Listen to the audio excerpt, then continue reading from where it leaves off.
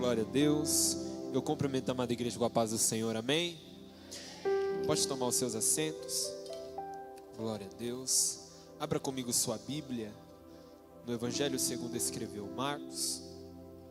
Evangelho segundo escreveu Marcos. O capítulo de número 4. Enquanto você procura, eu quero aqui fazer alguns agradecimentos. Agradeço a Deus por essa oportunidade de estar aqui. Quero agradecer também aos pastores dessa igreja, meus pastores presidentes, pastor Eduardo, pastora Tatiane, que não estão aqui, estão em uma grande obra, mas eu gostaria aqui de agradecer a Deus pela vida deles. Agradecer também ao meu irmão, meu mano, Mateus, por essa oportunidade. O Mateus, ele é um irmão que Deus me deu, ele é meu primo, mas também é um irmão mais velho, a qual eu sou muito feliz de tê-lo como parente, porque desde o começo do meu ministério, o Mateus acreditou e tem acreditado em mim. E eu sou grato a Deus pela vida dele. Enquanto eu tiver vida, eu serei grato a Deus pela vida dele. Também quero agradecer a Deus pela vida de sua esposa, a Thay, também aos seus filhos, o João, a Maria. É muito bom estar em família, igreja. Porque quando nós estamos em família, há uma concordância, e onde há concordância, Deus se faz presente. Quantos estão sedentos para ouvir uma palavra dos céus aqui? Diga para pelo menos duas pessoas, olhe para a pessoa que está do seu lado, diga para pelo menos duas pessoas: o Deus que muda cenários. Não, diga mais forte, diga: o Deus que muda cenários está presente nessa noite.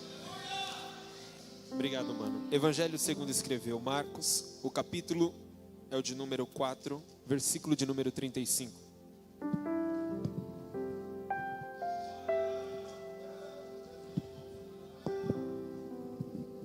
Evangelho escrito por Marcos, capítulo de número 4, versículo de número 35.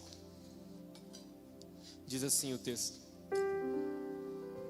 naquele dia, sendo já tarde, disse-lhes: passemos para outra margem. Despedindo a multidão, eles o levaram consigo, assim como estava no barco, e outros barcos o seguiam. Ora, levantou-se uma grande tempestade de vento, e as ondas se lançavam sobre o barco, de sorte que estava para se encher. Ele estava na popa, dormindo sobre uma almofada. Os discípulos o despertaram, dizendo: mestre, não te importa que pereçamos? E ele, despertando, repreendeu o vento e disse ao mar: aquieta-te, acalma-te. O vento se aquietou e fez-se grande bonança. Versículo de número 40. Então lhes disse: por que sois assim tímidos? Como é que ainda não tendes fé?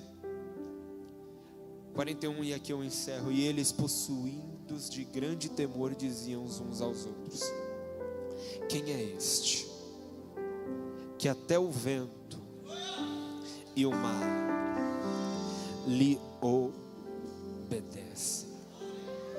Quem é este, que até o vento e o mar lhe obedecem?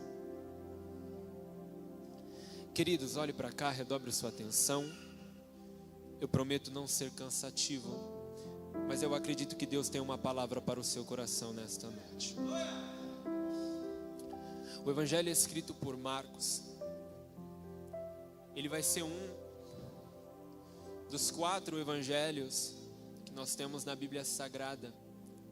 Porém, Marcos possui uma característica muito especial em si. E qual seria essa característica? A característica é que Marcos, ele foi o primeiro evangelho a ser escrito dos 4. Muitos pensam que é o evangelho de Mateus, por estar na cronologia e ser o primeiro evangelho ali na Bíblia Sagrada, mas Marcos é o primeiro a ser escrito, e por ser o primeiro, ele vai ser tido como referência para os outros. Vemos em Mateus muito de Marcos.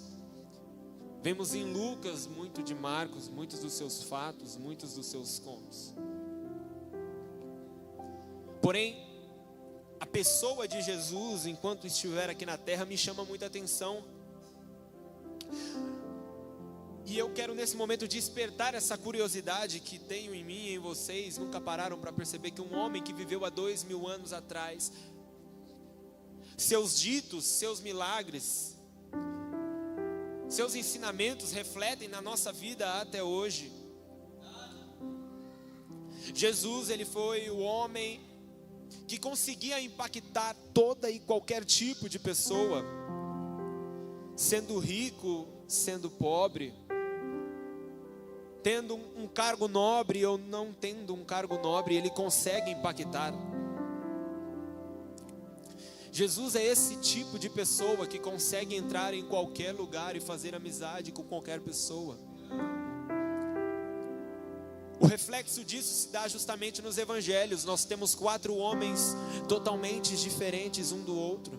4 homens com vivências totalmente diferentes um do outro, mas que concordam que Jesus é o Rei dos Reis. Jesus consegue impactar pessoas diferentes, de formas diferentes. Esse impacto que se dá na pessoa vai fazer com que o descrever de Jesus seja diferente em cada um dos casos. Por exemplo, em Mateus começa escrevendo justamente sobre sua genealogia, quem o trouxe até aqui. João começa falando sobre o verbo, quem ele era. Lucas começa falando também sobre o seu ministério aqui na terra. Porém, o que me chama a atenção é o começo de Marcos. Marcos, assim como Lucas, também vai começar falando sobre os seus feitos aqui na terra. O enfoque do começo do evangelho de Marcos é revelar um Jesus que opera, um Jesus que executa o seu ministério, um Jesus que faz e está fazendo a vontade de seu Pai aqui na terra. Prova disso é que já no capítulo 1, Jesus aparece operando milagres. Não se vê um Jesus pequeno, um Jesus criança, não se fala sobre o seu nascimento no evangelho de Marcos. Desde o capítulo 1 já mostra um Jesus que opera milagres, que opera prodígios. No capítulo 1 Jesus opera 2 milagres, ele cura um endemoniado e cura a sogra de Pedro. No 2 ele cura um paralítico, no 3 ele cura um homem de uma mão mirrada.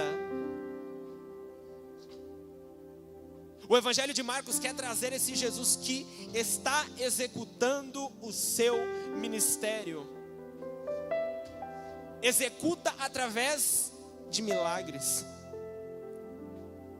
Jesus vai possuir 2 ferramentas para executar o seu ministério. A primeira ferramenta são os milagres. A segunda ferramenta são as parábolas. E a pergunta que se faz é: o que é um milagre? O milagre não é nada mais, nada menos do que a provisão certa no momento certo. O texto vai nos mostrar que no capítulo 1, Jesus opera um milagre, cura a sogra de Pedro, cura um endemoniado. No 2 ele cura um paralítico. No 3 ele cura um homem de uma mão mirrada.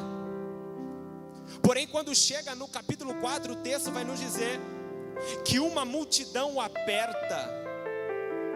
Uma multidão segue a Jesus, uma multidão procura por Jesus, uma multidão almeja Jesus. E a multidão que almeja Jesus, almeja o Jesus do capítulo 1 que cura a sogra de Pedro. A multidão procura o Jesus do capítulo 2 que cura um paralítico. A multidão procura o Jesus do capítulo 3 que cura um homem de uma mão mirrada. A multidão procura esse Jesus que cura, esse Jesus que opera. A multidão procura freneticamente não só pelo Jesus, mas principalmente pelo milagre. E por que a multidão procura pelo milagre? Porque o milagre tem uma capacidade de nos trazer um simples alívio momentâneo. O milagre tem essa capacidade de que quando nós estamos atribulados num beco sem saída, quando o milagre chega,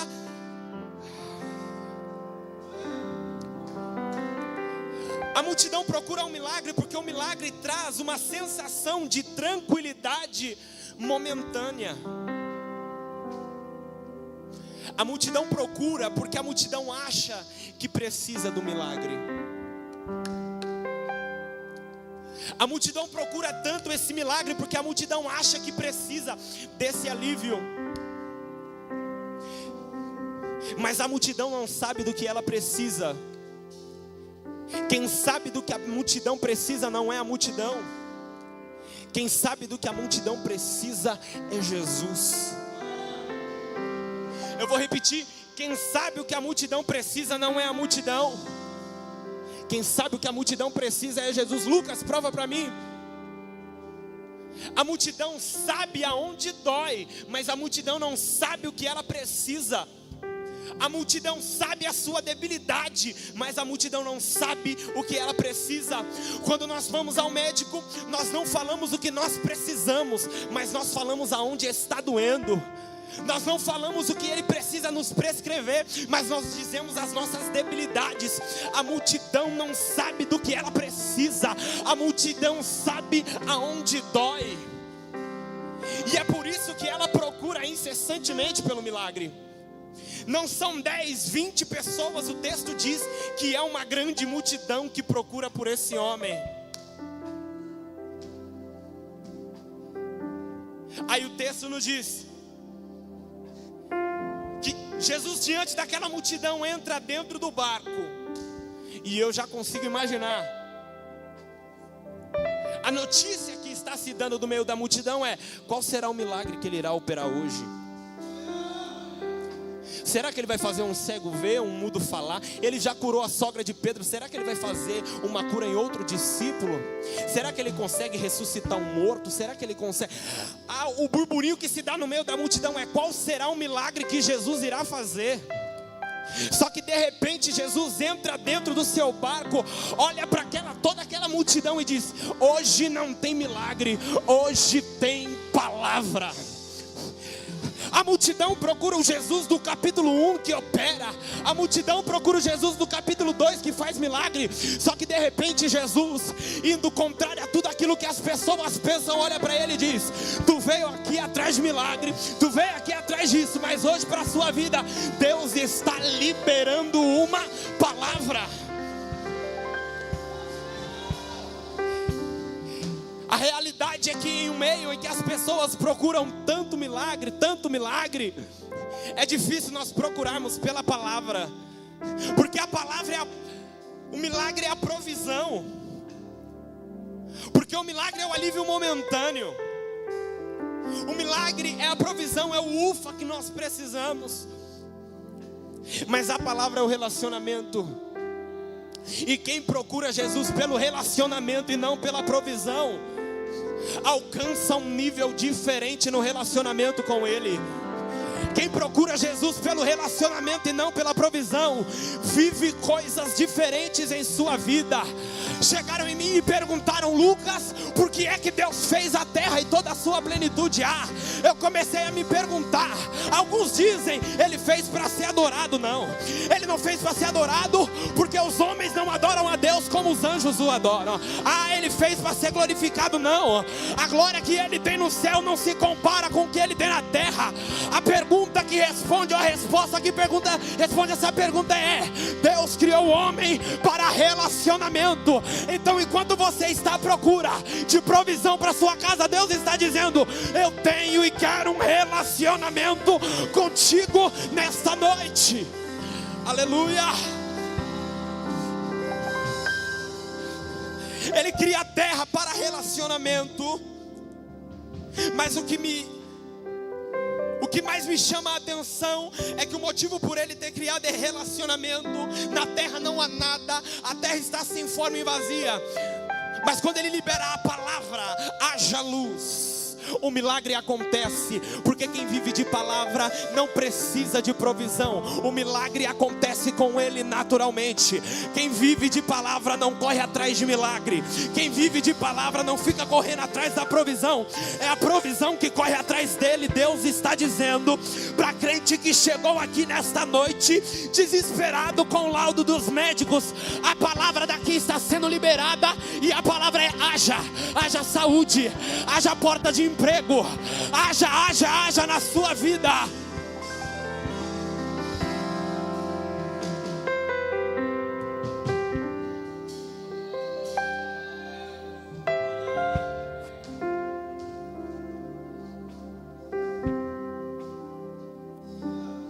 Jesus passa o dia inteiro pregando para aquela multidão. O texto vai nos dizer que após ele ter passado o dia inteiro pregando por aquela multidão, os discípulos irão chegar nele, irão pedir explicação sobre as parábolas que Jesus tinha contado. Jesus ensina o dia inteiro. Jesus passa o dia inteiro ensinando. E no final do dia os discípulos chegam a ele e pedem: mestre, explica-nos. Jesus naquele momento entende que a debilidade deles não era que eles não entendiam o sermão. Na verdade, eles não entendiam quem estava proferindo o sermão. Eu vou repetir: eles não entendiam o sermão. Na verdade, eles não conheciam quem estava proferindo o sermão. Jesus entende que não é que eles precisavam de uma explicação do sermão e da parábola. Eles precisavam conhecer quem é que estava proferindo aquelas palavras.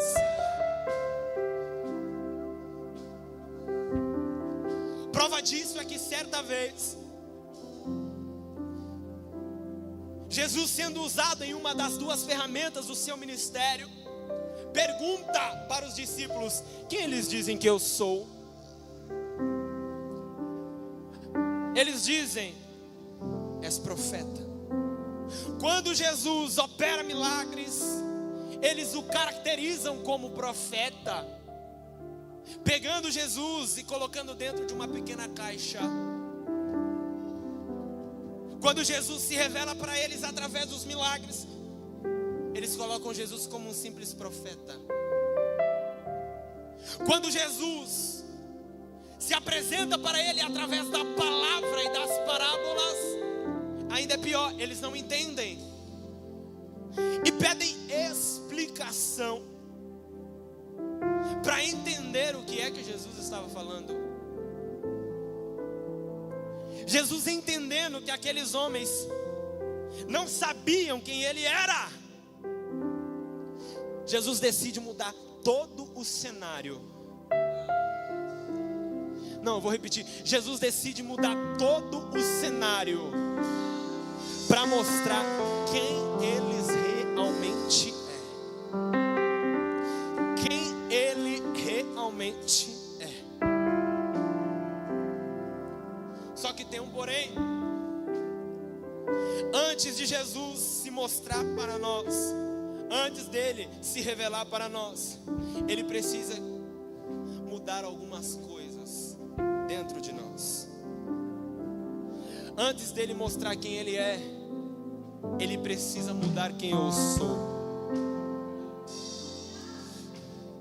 E o texto diz: naquele dia, sendo já tarde, disse-lhes: passemos para outra margem. A primeira coisa que Jesus vai fazer com esses homens, quando quer mostrar quem ele é tirar ele do lugar onde eles estão. A primeira coisa que Jesus vai fazer quando quer se revelar para esses homens é tirar ele do lugar onde ele está. Porque o lugar onde ele está não dá para Jesus se revelar para ele. O lugar onde Ele está não dá para Deus se revelar para Ele. Eu lembro do capítulo de número 12 de Gênesis, quando Deus se apresenta para Abraão e diz: Abraão, sai da casa dos seus pais, sai da parentela e sai da terra. É interessante que é gradativo. Ele primeiro sai da casa do pai, ele depois sai do meio da parentela, e do final ele sai da terra. E a pergunta que não quer calar é: por que Deus precisa nos tirar de certos lugares para se revelar para nós? A questão é que quando Deus pede para Abraão: Abraão, sai da casa do seu pai, sai da tua parentela e sai da sua terra, é Deus dizendo para ele: Abraão, o Abraão lá da frente, a casa do seu pai não vai te suportar mais. É Deus dizendo para Abraão: Abraão, a sua parentela não vai mais te comportar. É Deus dizendo para Abraão: Abraão, a terra em que você está não vai aguentar o Abraão lá da frente. Muitas das vezes Deus irá nos precisar tirar de certos lugares, porque certos lugares não irá comportar aquilo que Deus irá fazer nas nossas vidas. Deixar certos lugares é difícil e é complicado. Só que para Deus se revelar para nós, é necessário que algumas casas deixem de ser frequentadas. Para que Deus se revele para nós, é necessário que alguns lugares deixem de ser frequentados. A primeira coisa que Ele faz é tirar eles daquele local.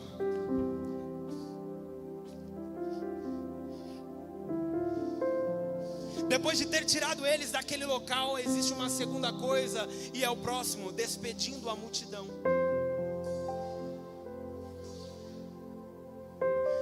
Jesus primeiro tira eles do lugar onde eles estão, despedindo a multidão. O despedir a multidão, na verdade Jesus está querendo dizer: eu preciso tirar algumas pessoas que estão perto de você. Despedir a multidão é fazer com que você não esteja indo aonde todo mundo vai. Não, existe um ditado judaico que diz: não siga a multidão. Não seguir a multidão é ir na contramão. Jesus está dizendo: para o lugar e para aquilo que eu tenho para me revelar para você, é necessário que você deixe de ir com a multidão. É necessário que você deixe de fazer o que todo mundo faz. É necessário que você deixe de frequentar, estar com todo tipo de pessoa em todo tempo. Aí eu e você olha para esse texto e pensa: Jesus está excluindo os discípulos. A multidão está indo para aquele local. Se está todo mundo indo, eu tenho que ir. Ao olhar para esse texto, nós pensamos: Jesus está excluindo os discípulos. Mas entenda uma coisa: Jesus não exclui discípulo. Pelo contrário, Jesus esconde discípulo. Discípulo não é excluído, discípulo é escondido. Quando Jesus pega e tira os discípulos da multidão, Ele não está excluindo eles da onde está todo mundo indo, mas está escondendo eles. Lucas prova para mim: aquele que habita no esconderijo do Altíssimo, a sombra do Onipotente descansará. Direi do Senhor: Ele é minha fortaleza e nele confiarei, porque Ele te livrará do laço do passarinheiro e da peste perniciosa. Ele lhe cobrirá com as suas penas. Quem está escondido debaixo das asas, debaixo da pena do Onipotente, não está sendo excluído, apenas entendeu que nem todo lugar para ele está, nem todas as pessoas são para ele frequentar.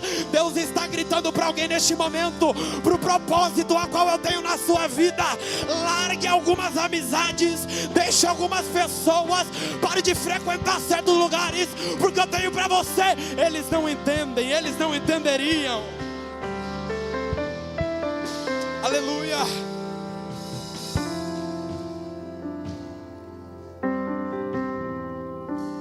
Ou coisa difícil é estar escondido, ou coisa complicada é não ir aonde a multidão está. Porque o momento de esconderijo é um momento complicado. Deus permite com que Ele nos esconda. Ele não está te excluindo das pessoas. Ele não está fazendo com que você seja excluído. Porque excluir e esconder é diferente. Excluir é não ter relação com o sujeito. Agora, estar escondido é estar sendo alimentado, patrocinado, respaldado por alguém. Davi no pasto não é excluído, mas está sendo escondido. José na prisão não está sendo excluído, mas está sendo escondido. Entender que às vezes é necessário se esconder faz com que nós cheguemos mais preparados para onde Deus quer nos revelar.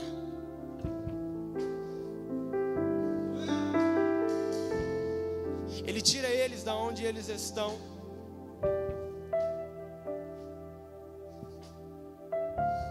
Ele tira algumas pessoas que estão ao redor deles.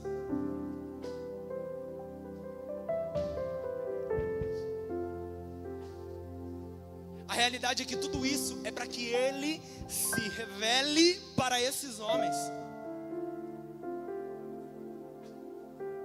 Você entende que no capítulo 1 ao capítulo 3, Jesus opera milagres e esses homens não sabem quem Ele é? Você entende que Jesus cura a sogra de Pedro, cura um endemoniado, cura um paralítico, cura um homem de uma mão mirrada, e eles ainda não sabem quem Ele é? Jesus passa um dia inteiro pregando, prega 4 parábolas, e eles ainda não sabem quem Ele é. Jesus, para se revelar para eles, após ter operado do capítulo 1 ao capítulo 3, após ter pregado um dia inteiro, pega esses homens, e o texto diz: e naquele mesmo dia, Ele não deixa para amanhã, é naquele mesmo dia. Após ter passado o dia inteiro pregando, e naquele mesmo dia, sendo já tarde naquele mesmo dia, estando cansado, e naquele mesmo dia, Ele pega aqueles homens, mesmo não sabendo quem Ele é, mesmo não tendo entendido os 4 milagres, mesmo não tendo entendido as 4 parábolas, Ele pega aqueles homens e coloca dentro de um barco e manda para o meio do mar. Ele pega todos aqueles homens, coloca dentro de um barco e vai para o meio do mar. A pergunta que se faz é: por que o barco e por que o mar? Jesus se revela através de milagres, eles não entendem. Jesus se revela através da palavra, das parábolas, eles não entendem. Porém agora Jesus quer se revelar para eles, e pega aqueles homens e colocam eles dentro de um barco, no meio do mar. A cura da sogra de Pedro não fez com que eles entendessem. A parábola da semente não fez com que eles entendessem. Agora Jesus pega eles, coloca dentro de um barco e leva para o meio do mar. E a pergunta que se faz é: por que o barco e por que o mar? Sendo Jesus onisciente, onipotente, onipresente, sendo Deus, tendo infinitas possibilidades, por que Jesus escolhe o barco? E por que é que Jesus escolhe o mar?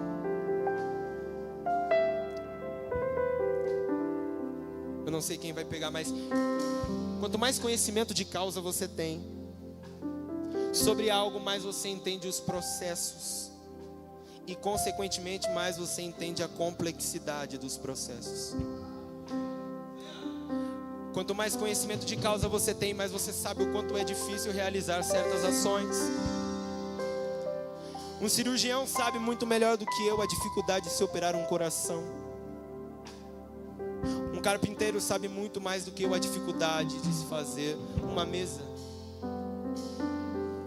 Quem tem conhecimento de causa entende muito melhor os processos e sabe muito mais a dificuldade de algo do que eu. A questão é que Jesus cura um endemoniado no capítulo 1 e eles não entendem. A questão é que Jesus cura um paralítico no capítulo 2 e eles não entendem. Chega no capítulo 3, ele cura um homem de uma mão mirrada e eles não entendem. O milagre não dá muito certo.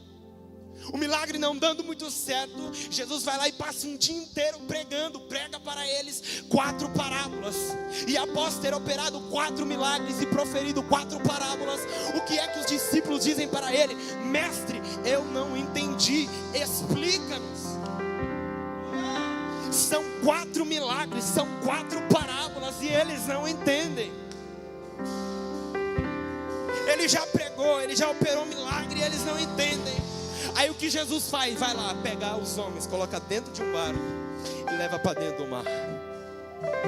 Eu acredito que Jesus, e aqui é conjectura minha, inspirado no Pai, lá em Gênesis, ele lembra que lá no jardim do Éden, não era o homem quem subia para ter um relacionamento com Deus, mas era Deus quem descia para ter um relacionamento, para falar a linguagem do homem.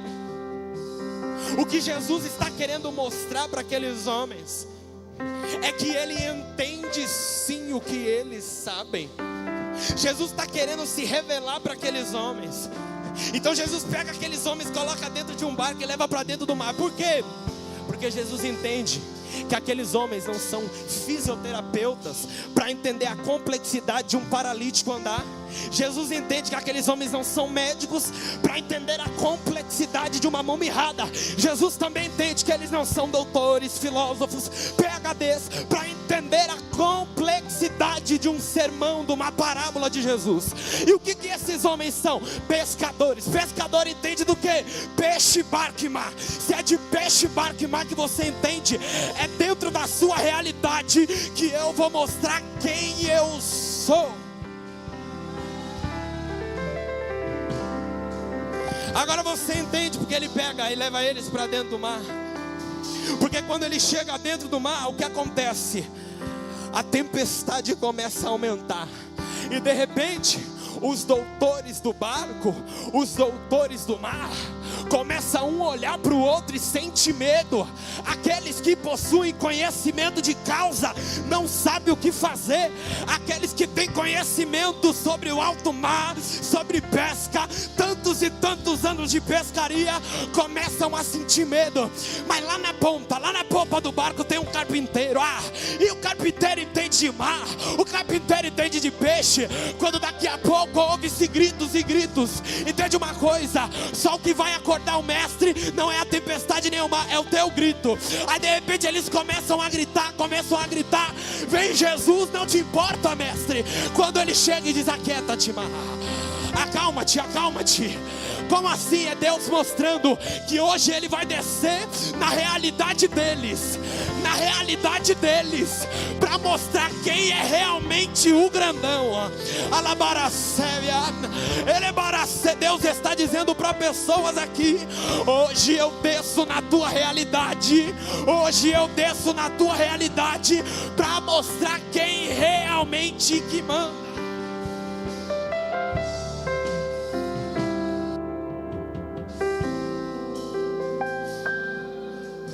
A realidade daqueles homens nunca foi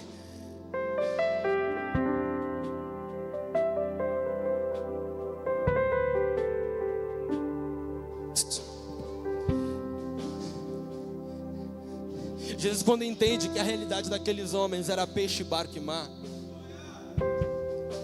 Ele leva eles para aquele local.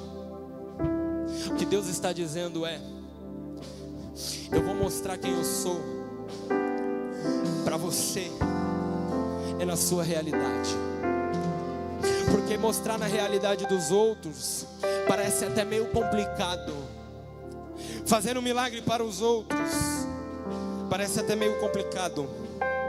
Curar a casa do vizinho parece até meio complicado, mas o que Jesus está gritando é: nesta noite eu desço na sua realidade. Mas Senhor, a minha realidade é uma doença. Eu desço na sua realidade.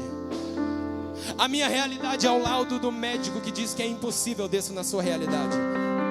A minha realidade é a causa impossível na justiça. Deus está dizendo: hoje eu desço na sua realidade. Mas disseram para mim que não vai dar certo, a minha família não apoia. Deus está dizendo: hoje eu desço na sua realidade. Não importa o que vão dizer ou o que disseram, quando Ele desce na sua realidade, até o mar tem que se aquietar, a tempestade tem que acalmar. Deus está dizendo para pessoas nessa noite: se Jesus está no seu barco, se Jesus está na polpa, tempestade nenhuma irá te destruir. Essa tempestade não é nada mais e nada menos para Ele mostrar quem Ele realmente é na sua vida. Talvez você chegou aqui no meio de uma tempestade, desesperado, sem querer continuar, mas Deus está dizendo: hoje eu tomo essa tempestade na minha mão, hoje eu aquieto o mar, hoje eu paro com toda essa situação na tua vida. Se coloque de pé. Se coloque de pé.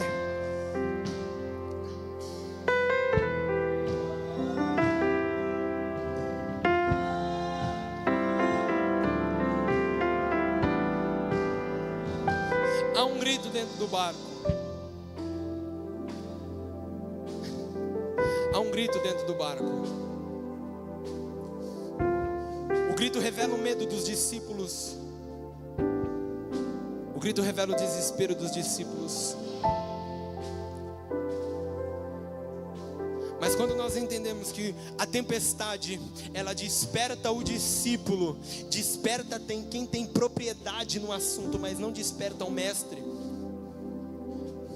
Nós entendemos que quem aparentemente tem propriedade para falar está com medo, e quem aparentemente não tem está tranquilo. Porque quem tem o controle nas mãos não se desespera para qualquer coisa. O que Jesus está dizendo é: o barulho da tempestade pode ser enorme, os ventos, o barulho dos ventos podem ser enormes, mas a única coisa que vai fazer com que o mestre levanta é a sua adoração. Eu vou repetir: o vento grita, as tempestades, as águas,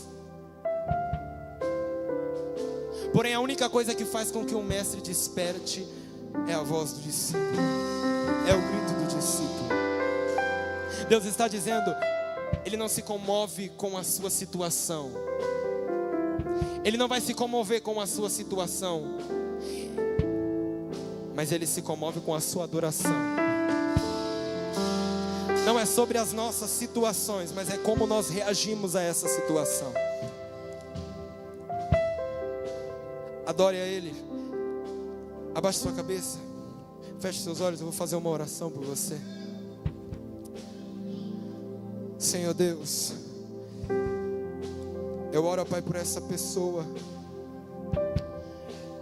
que, ó Pai, chegou aqui e talvez, Pai, o laudo do médico, talvez, ó Pai, a situação não está favorável para ela, mas, ó Pai, a palavra que o Senhor colocou hoje no meu coração, Pai, é para dizer para essa pessoa que essa situação, essa tempestade não é nada mais, nada menos, para que o Senhor se revele para ela na realidade dela. É o que eu te peço, ó Pai, em nome do Teu Filho Jesus. Amém e amém. Você que pode, aplauda o Senhor por essa palavra.